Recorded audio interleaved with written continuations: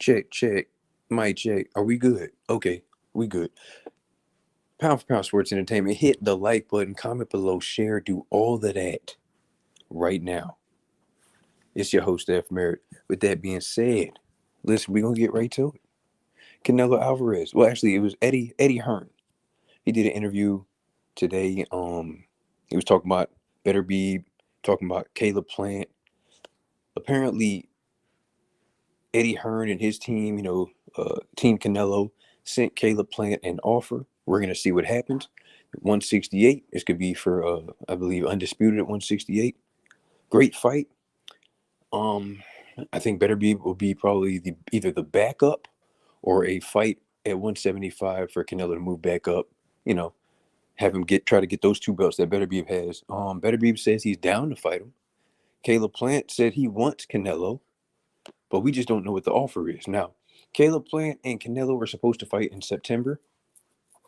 That's obviously the date that it's going to be happening. So I looked at the weeks. It's enough weeks for Caleb Plant. There's really no excuse, you know what I'm saying? I do believe that they offered Caleb Plant a fight with Canelo last time, but it was like a short camp kind of thing. Caleb Plant needs time to prepare. This is the biggest fight of his life, and I'm not mad at him for not taking that fight. I want to come in the best shape as possible. I want to be well prepared in every aspect for the biggest fight of my life. I want to be the best version of myself. So why would I take this fight? No, despite the money that you're offering me. Understand, this could be my only shot. This could be my only shot at a super mega fight like this. This is Canelo, okay? This is Canelo. This is the biggest fight that these guys are gonna get. The money's gonna be great, yeah, cool. But a lot of guys, they want to really relish this moment. They really want to take out, it's a good opportunity, man. They want to take advantage of this and be the best version of themselves. And I don't have a problem with that. So with that being said, this is what I'm talking about as far as Caleb Plant, though. Caleb Plant is a good fighter. I don't know how great he is. Very slick fighter, smart, very defensive, very good fighter. But the lack of quality opponents, I do feel that's going to hurt him when it comes to a certain guy of a certain caliber of Canelo, right? You go in there and face Canelo, you have to be prepared. You have to go through something. You have to face some kind of adversity. You have to take out a big name or something like that. You have to fight guys at a certain level to prepare you for the level that Canelo Alvarez is on, Now, a lot of people might hate Canelo. It is what it is. I don't care about, all the other stuff. When that boy gets in that ring, he's good. He's a great fighter. He's a great fighter. You can say what you want. He's a great fighter. He can walk you down. Body shots are crazy. Great counter puncher. And then at times he's slick. Very slick. I'm talking slick. No, I know everyone's seen the highlight reel with him and Danny Jacobs standing right in front of each other. He couldn't hit him. He couldn't hit him for like a minute and a half. Canelo very smart. No disrespect to Canelo fans. Okay? No disrespect to Caleb Plant fans. But in my mind, Canelo beats Caleb Plant. I say I'll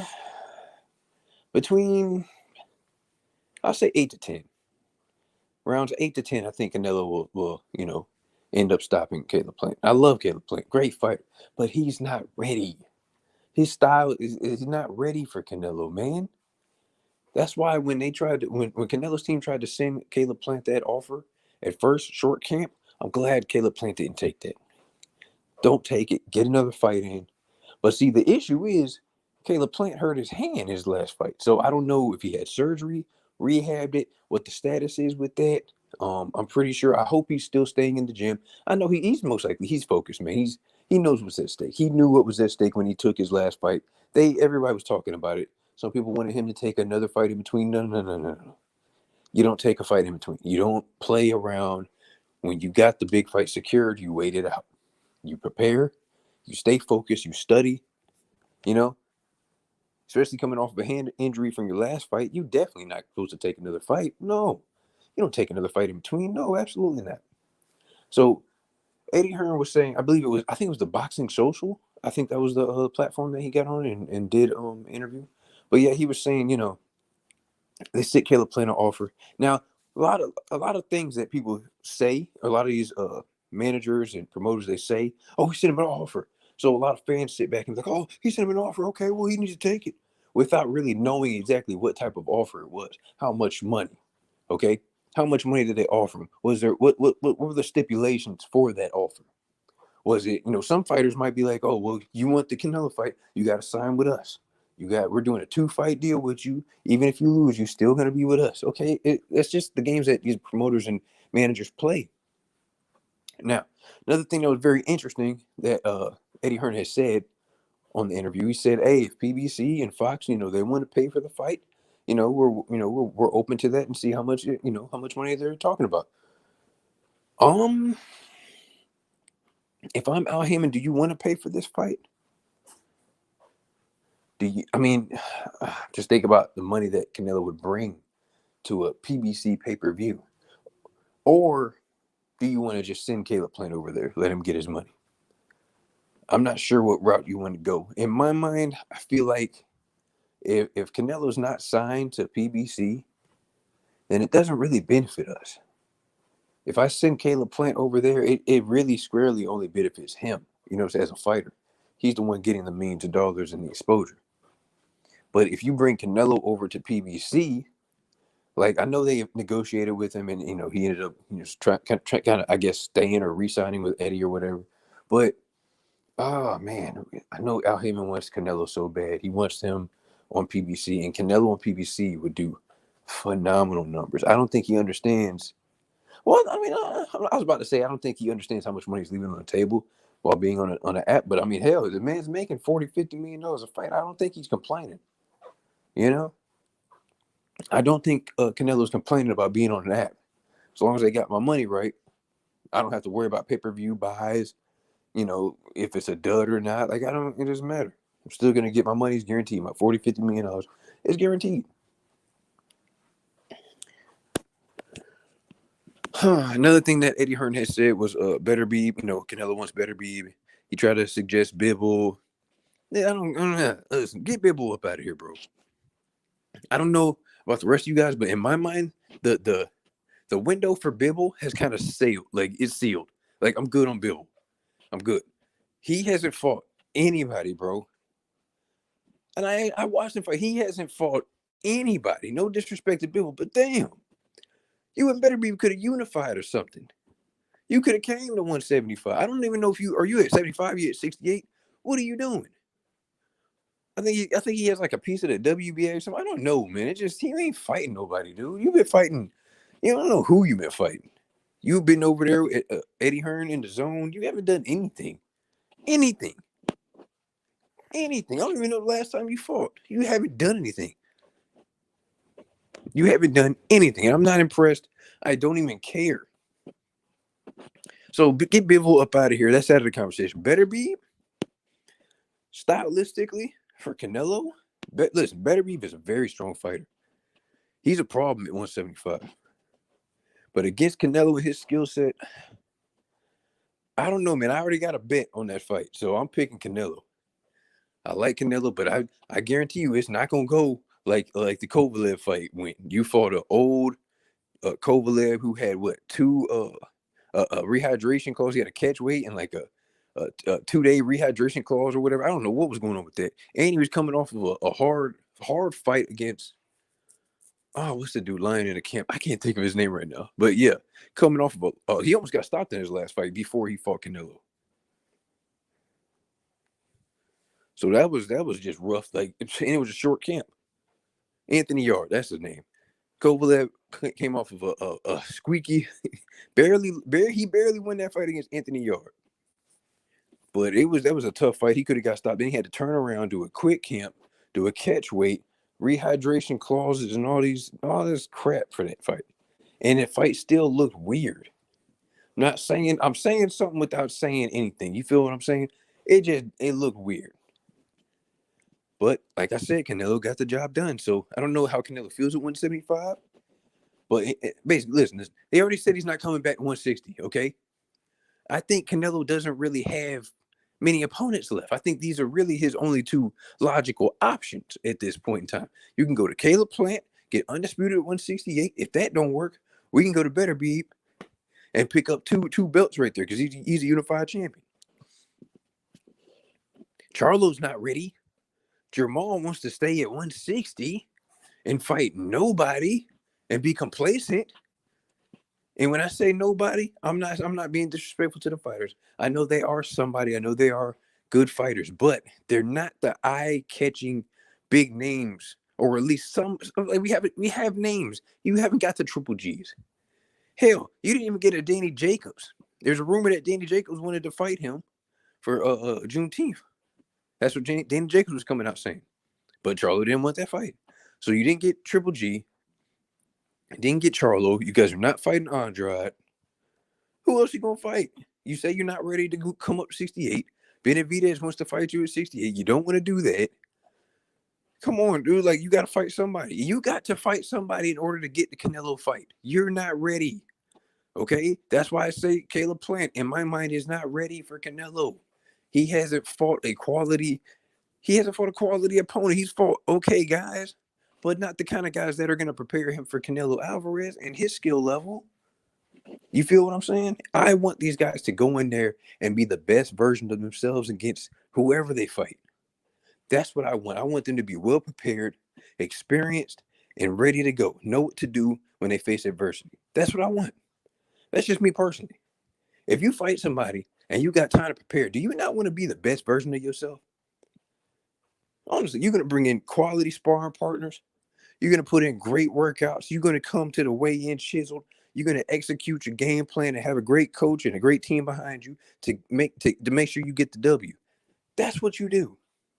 You don't go in there just fighting guys that you know you're going to beat, cruising through victories, not really being challenged. So when you get into a harder fight or against a better fighter, higher caliber, and you get hurt, you get put in a crazy predicament, you don't know what to do because you've never felt this power before.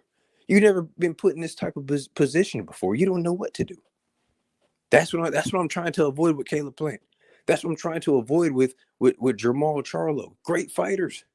Well, they're good fighters. I don't know if they're great yet. You feel what I'm saying?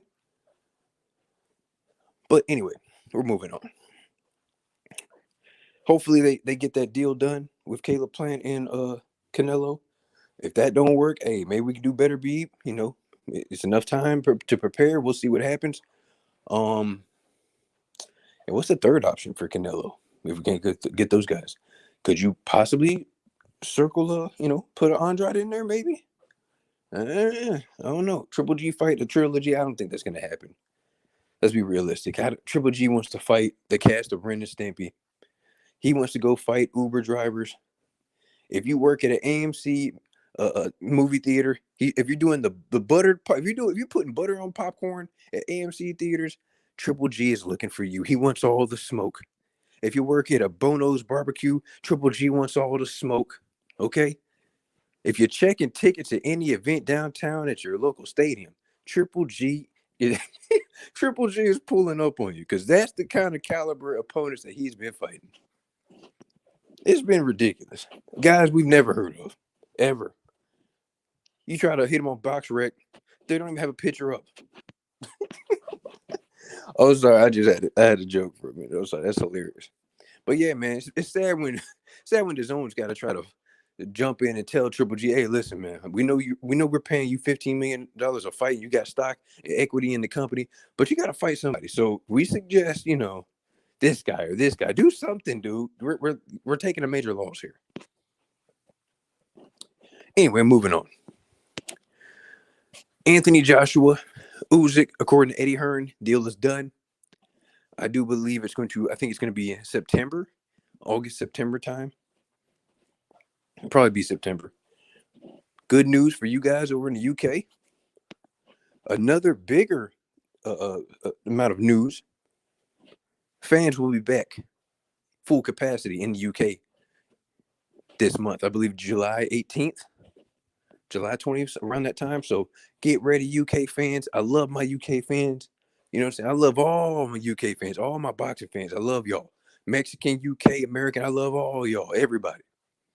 But UK, man, listen, I love how you guys have so much passion for the sport. I love how you guys just pack the house. You guys support anything. It could be an ant. It could be two ants fighting. You guys is over there cheering them on. I like that. Straight up, I like that, man. Salute to the UK, man. So we're gonna have y'all back at full capacity. I know it's gonna be a big event, man. It's gonna be crazy. It's probably gonna feel like the old AJ days. 80, 90,000 people, 70,000 people filled up in a stadium. Man, that energy is gonna be crazy. AJ against Usyk. Personally, I think Usyk's getting knocked out. Like I said before, Usyk hasn't fought. He moved up to heavyweight and hasn't looked good. He hasn't. Struggled with Chisora. Ended up kind of, waking up and showing his boxing ability. He can't box. He's very tricky. Mixes up his punches. You know what I'm saying? He's very tricky, but at heavyweight, I think he lacks the power to deal with a super heavyweight and those type of guys like Deontay Wilder, Tyson Fury, Anthony Joshua. He can't get those big dudes up out of there. I don't even know if Usyk defeats Dillian White. I don't even know if he puts Dillian White down. Let's be real. Dillian White will fight people, and for whatever reason, he gets put down. Joseph Parker put him down. Okay, a couple other people put him down. Povetkin put him down. Like, yeah, Lee. Every time I see Dillian White fight, he's getting put down. But Usyk, I don't see him doing anything to Dillian White like that. I think he frustrates him. I think he might win on a decision. Might knock him out. No, I don't see that happening. I don't see that happening at all. So, Anthony Joshua, no, that's not happening. Anthony Joshua just has to take his time, understand that Usyk is tricky, understand that Usyk is smart. He might try to just box you for 12 rounds and try to survive and still get the decision. So, if I'm Anthony Joshua, I'm taking my time, setting him up, going to his body, slowing him down, because Usyk's going to try to use every square inch of that ring. I will put in the contract, I want a small ring. That way you can't run anywhere. But anyway, Usyk, Joshua, deal is done. UK fans, AJ fans, and you guys are looking forward to that. UK fans will be back in full capacity in July. This month. I know you guys are looking forward to that. Listen, we've all been locked down, and when you get back to that first event, it feels great, because it's just a feeling that you've been missing this. You've been missing the energy, man. Being around people and stuff. I understand. Trust me, I've been there. But with that being said, you guys hit that like button, comment below, share, do all of that. I appreciate y'all. It's your host, F. Merritt, Pound for Pound Sports Entertainment. I'm gone.